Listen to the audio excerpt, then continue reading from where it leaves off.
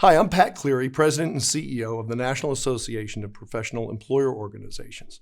Professional employer organizations, or PEOs, are the best kept secret in the small and medium-sized business space.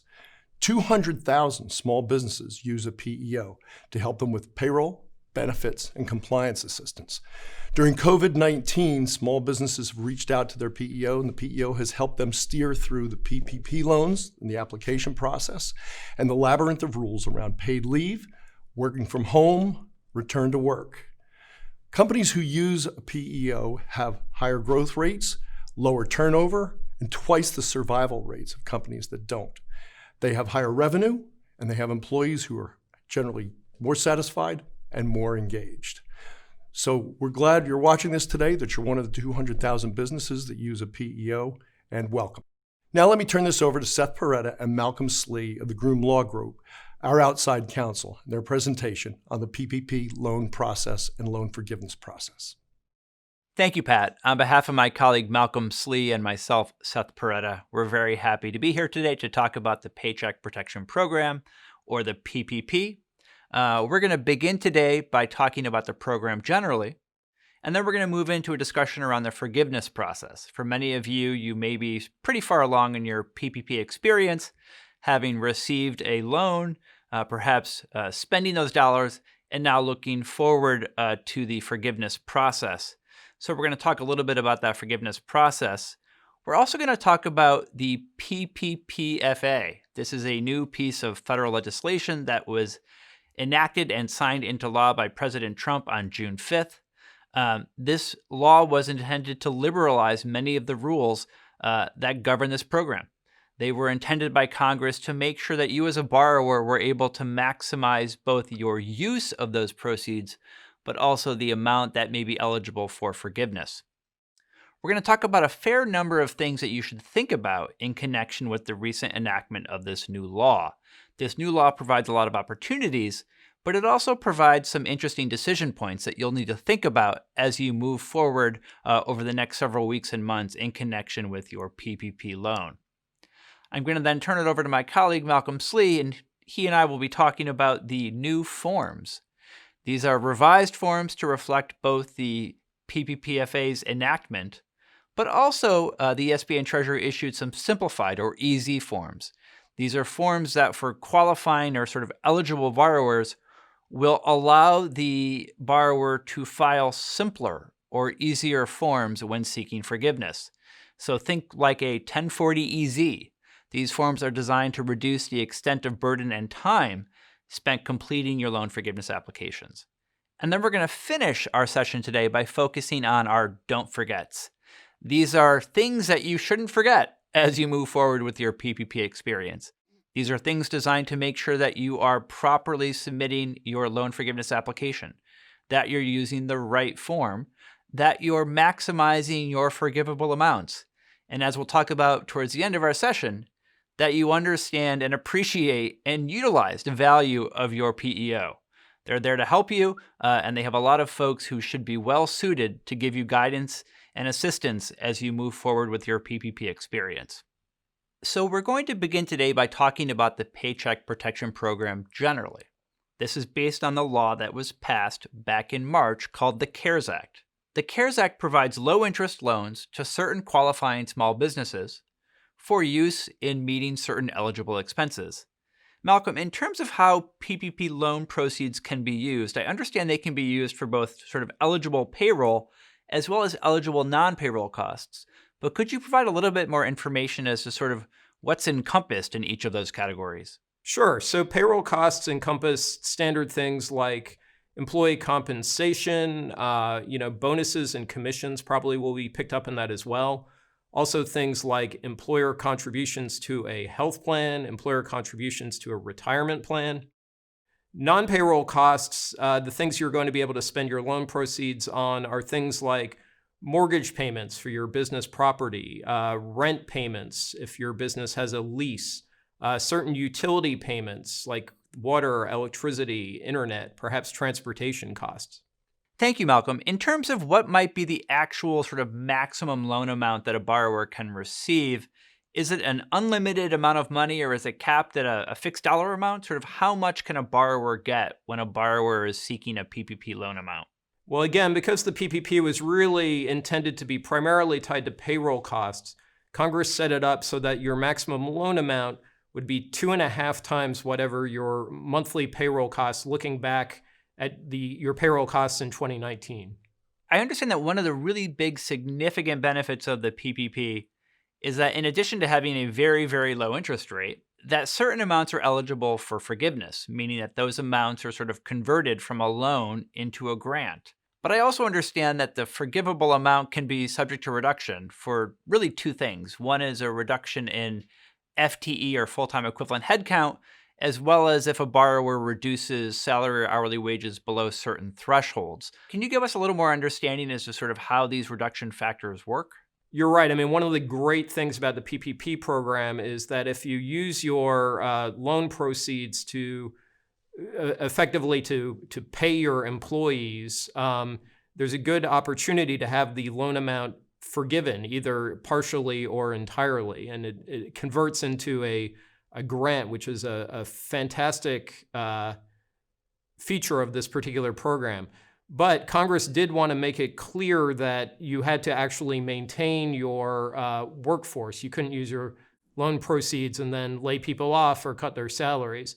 So they wrote into the CARES Act certain penalties where if your employee headcount is reduced or you reduce salary or hourly wages after you get your loan, that can reduce the amount that's potentially forgivable under the PPP. Congress, when they came up with the PPP, again, the primary purpose for this program was to encourage businesses to maintain their employee workforces and to maintain wages and salary. That's really what Congress wanted you spending your loan proceeds on. So they wrote into the CARES Act itself some restrictions where if you reduce your employee headcount or you reduce employee salaries or wages after you get your loan proceeds, you effectively have to take a penalty. It can reduce the amount of your PPP loan that is potentially forgivable. So very important to keep that in mind. On June 5th, 2020, Congress enacted a subsequent piece of legislation, the Paycheck Protection Program Flexibility Act, or PPPFA. It greatly liberalizes various aspects of the existing PPP. One important aspect of the PPPFA is that it basically extends the period of time during which borrowers can use their loan proceeds as well as seek forgiveness on those amounts. Malcolm, my understanding is that whereas the original PPP allowed for an 8-week loan forgiveness covered period, that period has been extended to 24 weeks. Can you give us a little bit of understanding as to how this rule applies, both with respect to current borrowers or as well as perhaps borrowers that received their loans on or after June 5th? Sure. So this is really good news for borrowers. Keep in mind that the potential amount of your PPP loan that is forgivable is largely going to be based on your ability to spend down that loan during a covered period after you receive the loan. Under the original CARES Act, you had 8 weeks to spend down your loan proceeds. So a lot of borrowers were finding it difficult to do that, and particularly to allocate their loan proceeds towards payroll costs if they had a reduction in their business activities. What Congress did with the PPP Flexibility Act is they expanded that period for which you can spend down your loan proceeds from 8 weeks to 24 weeks. So that's going to give borrowers more time to spend their loan proceeds and potentially increase the amounts that will be forgivable. Now, if you got your loan prior to June 5th, you have the option of sticking with the original 8-week period. So there will be some businesses out there. They got their loan. They've been planning on trying to spend as much of it as they can within 8 weeks. If you want to, you can continue to use that 8-week period. Again, if you got the loan prior to June 5th, there's no problem in doing that. But you also have the option now of expanding your covered period to 24 weeks. And there are going to be a lot of borrowers that are going to want to take advantage of that. Malcolm, I understand many questions have arisen in connection with this new statutory provision. For example, folks have asked whether they could have a loan forgiveness period that is longer than 8, but less than 24. So say I'm a borrower and I didn't get to spend all of my proceeds by the end of week 8, but I think I can use them all up by the end of week 12. can they choose a loan forgiveness period that is more than 8 and less than 24 weeks? Unfortunately, you cannot. If you're a borrower, and again, if you got your loan prior to June 5th, you can have an 8-week period or you can have a 24-week period, but you can't pick and choose a period between 8 weeks and 24 weeks. As previously discussed, a borrower's forgivable amount is subject to reduction if they reduce employee headcount or salary and hourly wages below certain thresholds. Thankfully, the PPP did allow borrowers to avoid those reductions if they're able to restore their headcount or salary and hourly wages by a certain date and time. Helpfully, the PPPFA sort of has given us an additional period of time. Malcolm, can you explain how this rule is intended to work? Yeah, exactly. So as we talked about, your potential amount of your loan forgiveness can be reduced if you cut your headcount or salary and wages after you got your loan. But Congress did recognize that there were going to be scenarios where businesses might have cut headcounts or salaries or wages. When the pandemic hit, a lot of businesses obviously moved quickly. Some of them had to make changes to their workforce. So they wanted to provide a little bit of relief for borrowers. And what the CARES Act originally provided was that if you were able to restore your headcounts or salary and wages by June 30, you could avoid a reduction to your forgiveness amount. A lot of borrowers said, we love the concept, but it's going to be tough for us to get back to full employment by June 30. That's not giving us a lot of time. So thankfully, when Congress enacted the Flexibility Act, they expanded that deadline. So borrowers now have until December 31st of this year to fully restore employee headcount and salary and wages. And if they do that, they may be able to avoid a reduction to their forgiveness amount. One other aspect of the PPP that we've not yet discussed is, in addition to various safe harbors, SBA and Treasury came out with a series of exceptions that can be utilized in the case of FTE reductions to avoid a corresponding reduction in the forgivable amount. Those were really important exceptions and very welcome news.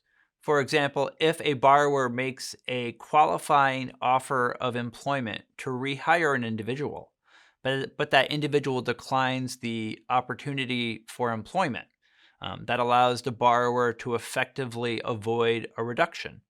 Similarly, if an employee voluntarily resigns, voluntarily reduces their hours, or is terminated for cause, the employer will not be sort of penalized when it comes to calculating their forgivable amount.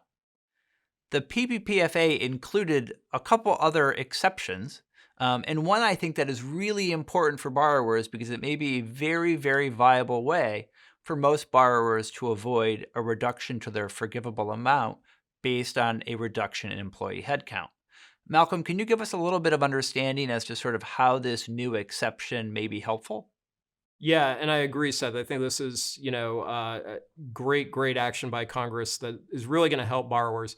Basically, what they said was that if you can't get back to the same level of business activity that you were at on February 15th, prior to the pandemic, by the end of the year, if you reduced your workforce or reduced salary or wages, you won't face a potential penalty with regard to your loan forgiveness amount. So this is something that I think a lot of borrowers are going to be able to rely on. It's very good news. So the last provision we want to talk about in the PPPFA is a very welcome provision, which is, as mentioned, the PPP had a provision in the CARES Act that effectively foreclosed or prohibited borrowers who obtained forgiveness on their loan proceeds from exercising an opportunity to defer the employer's share of Social Security taxes into 2021 and 2022. Thankfully, when Congress enacted the PPPFA, they eliminated that restriction. So borrowers can now utilize that employment tax deferral opportunity just like any other employer. So now we're going to move